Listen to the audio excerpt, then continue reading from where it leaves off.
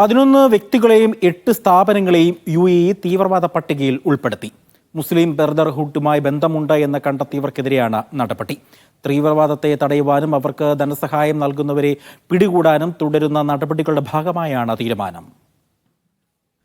തീവ്രവാദ പട്ടികയിൽ ഉൾപ്പെടുത്തിയ 11 വ്യക്തികളിൽ 9 പേരും UAE സ്വദേശികളാണ്. UK ആസ്ഥാനമായി പ്രവർത്തിക്കുന്ന 8 സ്ഥാപനങ്ങളെയാണ് തീവ്രവാദ പട്ടികയിൽ ഉൾപ്പെടുത്തിയിരിക്കുന്നത്. സ്വീഡിഷ് പൗരൻ യൂസഫ് ഹസൻ അഹമ്മദ് അൽ മുല്ല, UAE തുർക്കി പാസ്പോർട്ടുകളുള്ള Sayyid ഖദീം al Mari, UAE Swedish പൗരത്വമുള്ള Ibrahim Ahmed al Hammadi, UAE പൗരന്മാരായ Ilham Abdullah Ahmed al Hashimi, Jasim Rashid al Shamsi, Khalid Ubaid al Sabi, Abdulrahman al Sabiri, Humaid Abdullah al Nuaimi, Ali Hassan al Hammadi, Mohammed Ali al Hammadi, Yemen പൗരനായ Abdulrahman al Hadrami എന്നിവരാണ് തീവ്രവാദ പട്ടികയിൽ ഉൾപ്പെട്ട വ്യക്തികൾ.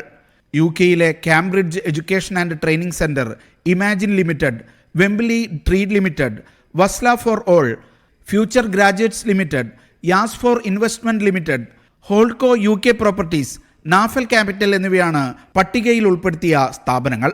വ്യക്തികൾക്കും ഈ സ്ഥാപനങ്ങൾക്കുമെതിരെ തീവ്രവാദ വിരുദ്ധ നിയമപ്രകാരം നടപടികൾ ആരംഭിക്കുമെന്നും അധികൃതർ വ്യക്തമാക്കി. Media 1 Dubai.